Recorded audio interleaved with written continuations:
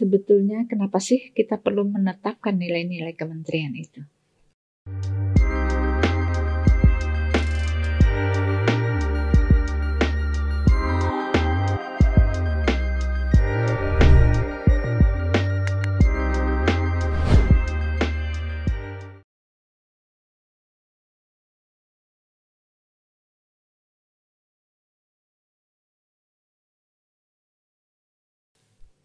Halo sahabat ATR BPN, ketemu lagi di ATR BPN Podcast. Di hadapan saya sudah ada Ibu Adriani Sukmoro, tenaga ahli Menteri ATR Kepala BPN Bidang Sumber Daya Manusia. Apa kabar Ibu? Baik Ibu Adriani. Nah, hari ini kita akan bincang-bincang seputar SDM ya Bu ya.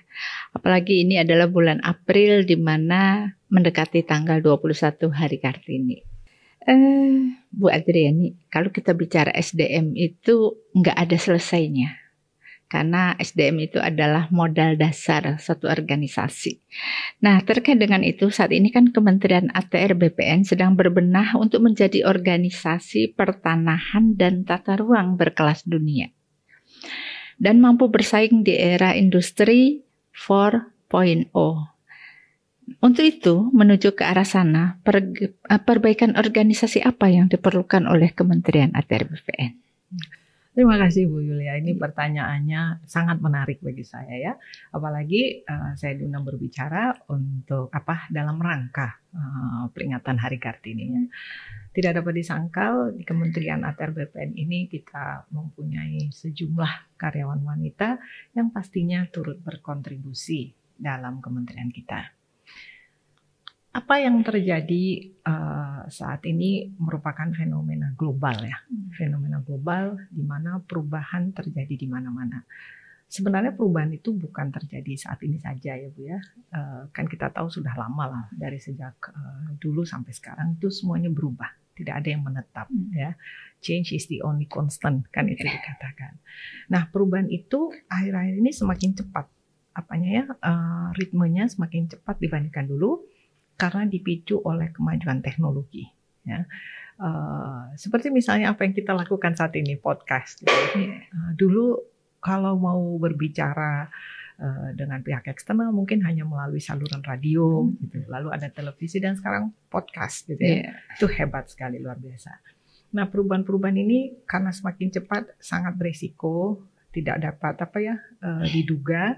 Dan cukup kompleks gitu. Walaupun teknologi membantu, tapi ternyata membuat situasi lebih kompleks lagi gitu. Nah, organisasi baik pemerintah maupun swasta itu harus memikirkan bagaimana menghadapi perubahan. Istilahnya cope dengan perubahan. Nah, itu coping dengan perubahan itu lebih kurang adalah bagaimana melakukan sesuatu hal yang sebenarnya kurang lebih sama. Misalnya mencari profit tetapi sekarang itu harus dengan cara yang berbeda. Jadi tidak bisa lagi sekarang mengharapkan hasil yang sama dengan cara yang sama terus dari dulu. Harus dilakukan cara berbeda. Nah, dalam hal kementerian kita juga tidak bisa begitu-begitu aja. Kita harus juga menghadapi perubahan dan menjawab, adjust, beradaptasi dengan perubahan itu. Nah, kalau kita lihat nih, Kabinet Indonesia Maju ini mempunyai visi ada lima elemen di situ ya. Nah, kalau kita perhatikan dengan sesungguhnya seksama itu ada dua itu yang berkaitan dengan SDM. Yang satu itu pengembangan sumber daya manusia, pengembangan SDM, dan yang kedua itu reformasi birokrasi. Nah, kalau pertama mereformasi birokrasi secara singkat itu Kementerian ATR BPN itu sudah melakukan penyederhanaan birokrasi melalui penyederhanaan organisasi struktural, ada yang menjadi jabatan fungsional misalnya. Yang semuanya ini bertujuan agar proses-proses kita itu lebih efisien gitu ya, lebih cepat, lebih dinamis gitu. Dan juga kita melakukan penataan tata laksana ya. Jadi proses-proses kita itu dilihat, bahkan sekarang dengan adanya rencana strategis Renstra itu dipilah-pilah untuk diatur sampai ke setiap satker lalu ke individu begitu. Nah itu menurut saya berjalan gitu ya, mendukung program pemerintah.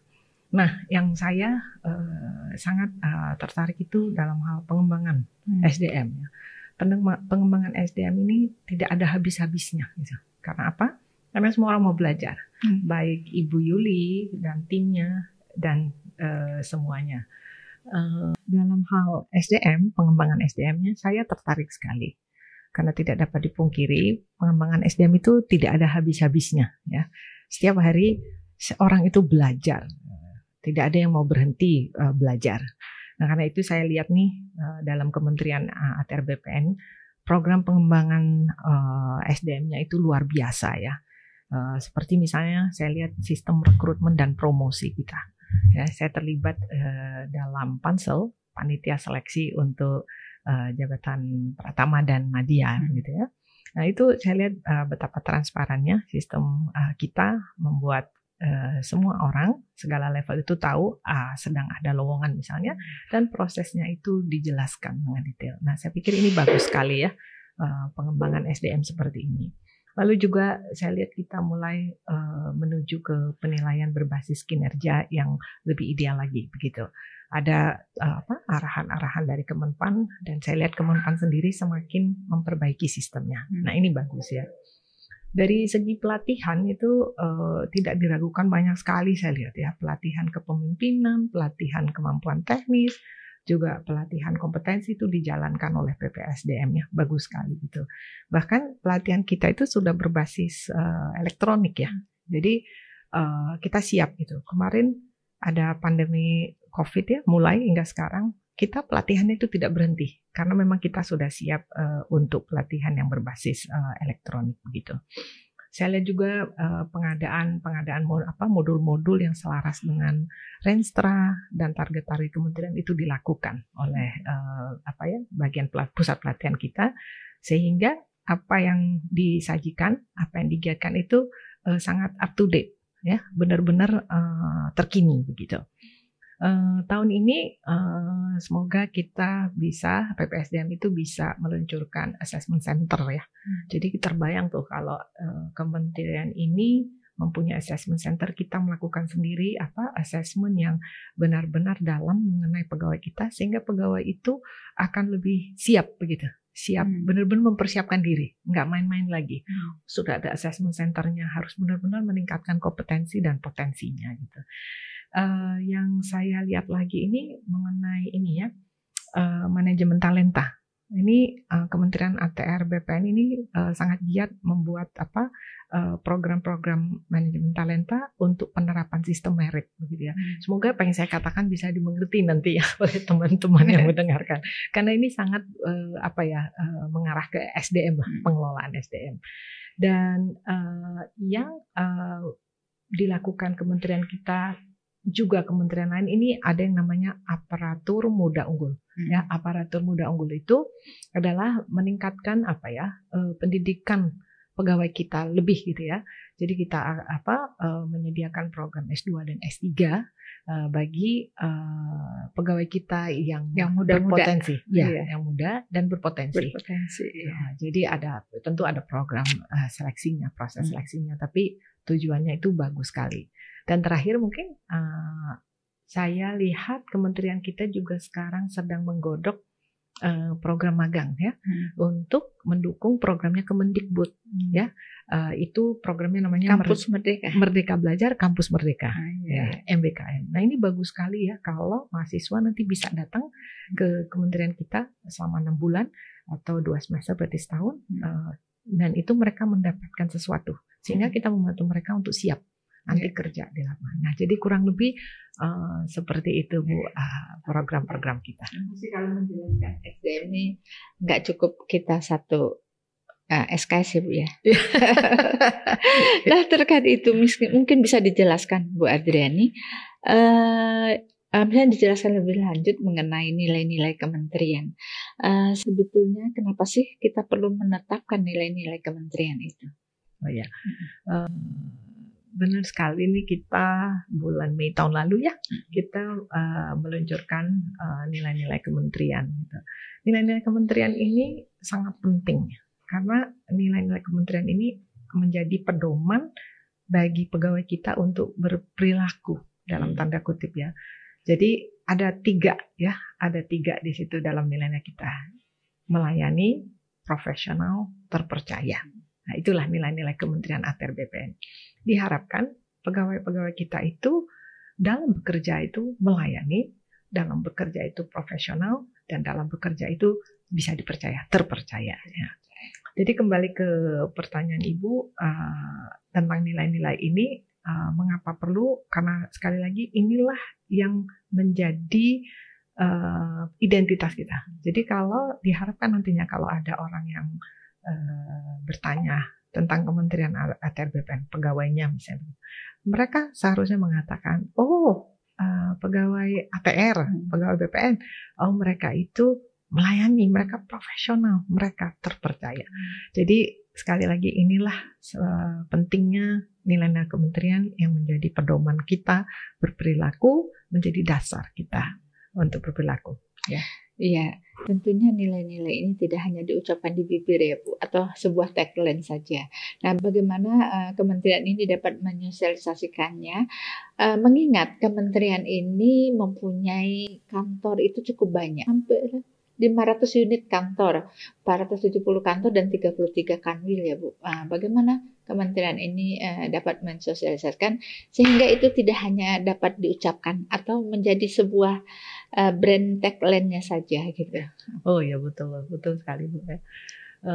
Jadi ketika diluncurkan, tentu yang pertama-tama dilakukan itu kita harus menciptakan awareness namanya. Awareness itu agar semua insan dalam kementerian kita itu mengetahui. Nah, jadi tahu dulu ya. Karena kalau tak tahu, tak kenal, maka tak sayang. Jadi tahu dulu gitu ya. Nah, jadi program tahunya itu diperkenalkan tuh, saya ingat sekali tuh, pertama itu di level atas dulu itu kita ada rapin ya, rapat pimpinan.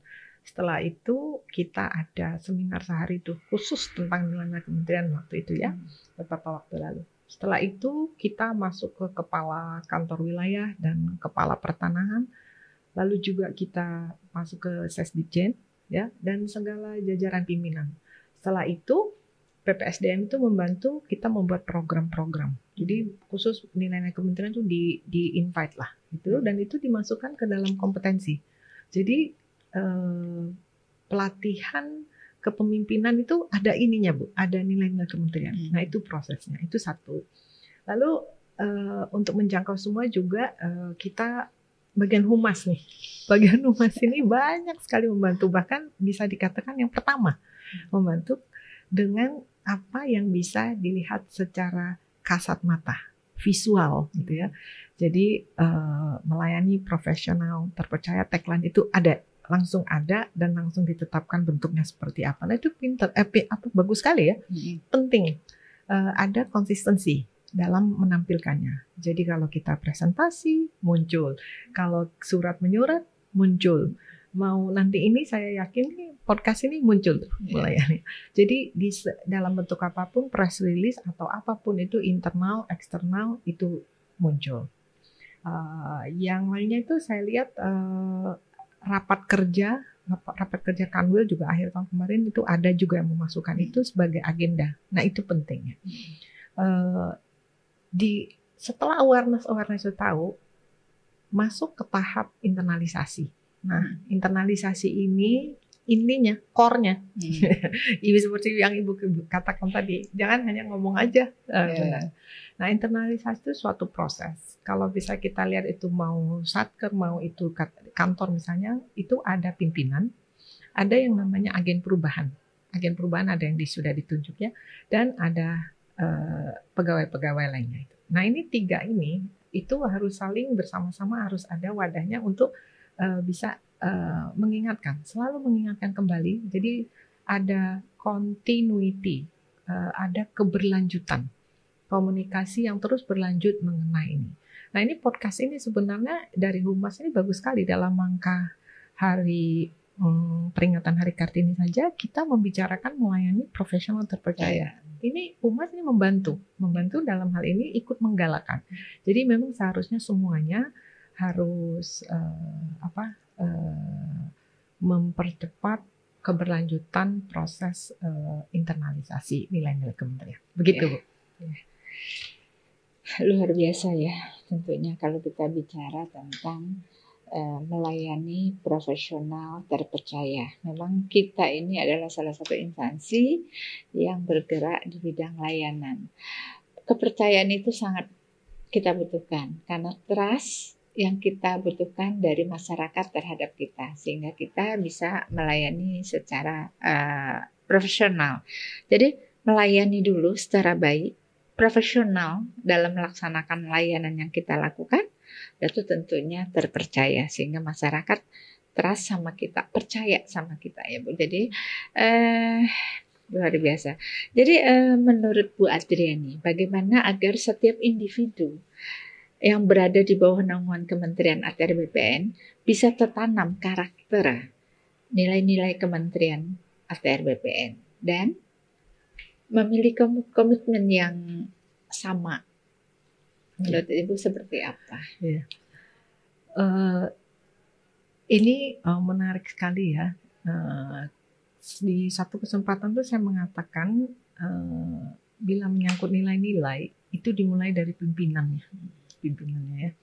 Jadi segala jajaran pimpinan, kita kan jajaran pimpinan kita mau itu eselon 1, eselon 2 itu semua pimpinan lah. Bahkan sampai eselon 3 termasuk pimpinan karena mereka punya tim gitu ya.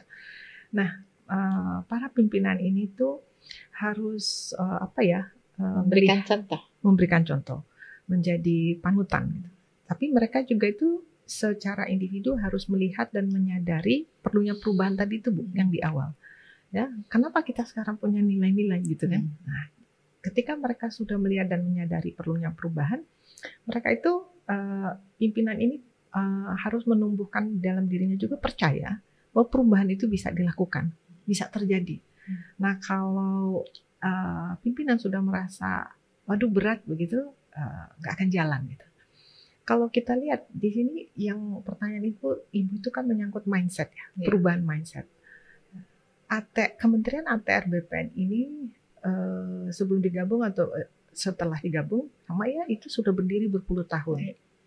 Karena sudah berdiri berpuluh tahun sudah ada satu pola tertentu, cara kerja tertentu yang sudah ada bertahun-tahun dan terus begitu kebiasaan. Nah, kebiasaan itu kan menjadi budaya kerja yang membentuk budaya organisasi. Nah, kalau dulu modelnya mungkin A atau B, nah sekarang itu dituntut ya model melayani profesional terpercaya. Nah, jadi untuk bisa mengubah dari yang model A, B, C tadi atau apapun tuh ke suatu yang sekarang kita mau seperti ini, itu memang proses yang panjang yang internalisasi tadi. Jadi kembali kepada pemimpin, mereka harus setelah melihat mereka percaya bisa perubahan bisa terjadi, lalu mereka menggalang pergerakan menuju perubahan. Karena anak buah itu biasanya melihat gitu panutannya, atasannya. Kalau atasannya bilang bisa, ayo kita berubah, ayo kita melakukan ini, mereka juga oh ya gitu bisa. Yang saya lihat lagi, jadi ada Tut Wuri Handayani, walk the talk-nya penting, lakukan. Lalu panutan tadi udah komitmen. Untuk, paling penting ya. Iya. Dan dia harus berperilaku seperti itu karena kalau ngomong aja dan mereka tidak berperilaku seperti itu sulit gitu. Berarti integritasnya penting ya Bu. Integritas penting. Itu saya lihat kita kan ada sekarang tuh, nah integritas program udah itu bahkan sebelum ada nilainya itu bagus sekali semua. Dan satu mungkin yang perlu di kita mungkin sudah banyak, tapi hanya mengingatkan saya yakin sudah banyak ya. Masalah turun ke lapangan ya Pak, ya Bu ya. Implementasi di lapangan. Turun ke lapangan maksudnya itu untuk melihat. Gitu. Jadi saya dari pengalaman tuh melihat pimpinan yang betah di ruangan. Nah, kalau pimpinannya di ruangan terus, dia akan bertemu dengan anak buah, tapi biasanya anak buah yang normatif. Ya, yang di bawah dia normatif, dan biasanya mendengar hal-hal yang menyenangkan lah. Karena kalau ke atas tuh laporan pasti menyenangkan gitu, yang bagus-bagus. Tapi kalau ke lapangan akan bisa melihat sebenarnya fakta di lapangan seperti apa. Gitu. Nah, jadi itu penting sekali. On the spot ke lapangan ya Bu. Melihat ya, nggak pasti setiap hari tapi perlu lihat gitu ya. Dan sebenarnya keuntungan dari melihat ke lapangan ini Bu adalah satu anak buah itu melihat, tim itu melihat bapak atau ibu ini peduli. keuntungan lain nih ya, kalau pemimpin turun ke lapangan ya Bu, itu timnya itu akan lebih termotivasi deh, percaya deh. Kenapa? Karena kan atasannya datang, pimpinan datang, dia melihat pimpinan peduli tadi ya, lalu dia juga menjadi lebih disiplin karena dia tahu pimpinan memperhatikan nih. Wah, saya jangan sampai salah gitu ya. Jadi saya sih sangat merekomendasikan pimpinan tuh keluar dari ruangan, turun ke lapangan dan melihat apa yang terjadi di lapangan. Kira-kira begitu Bu. Pemimpin itu tidak hanya mendengar ya Bu, tetapi harus melihat. Iya, betul. Ya, ternyata kalau bicara tentang SDM itu nggak ada habisnya ya Bu ya. Iya. Dan kalau bicara SDM, kita menjadi serius ya. Iya. Padahal podcast ini harapannya kita dapat mensosialisasi tanpa harus serius. Iya. Tapi kita nggak bisa lepas dari itu. Gitu. Yang pasti tadi Ibu menyampaikan banyak hal mengenai SDM. Ternyata untuk berubah itu bukan hal yang mudah. Nah, sekarang saatnya kementerian itu mempunyai nilai-nilai kementerian di mana sudah mempunyai tagline di melayani profesional dan terpercaya.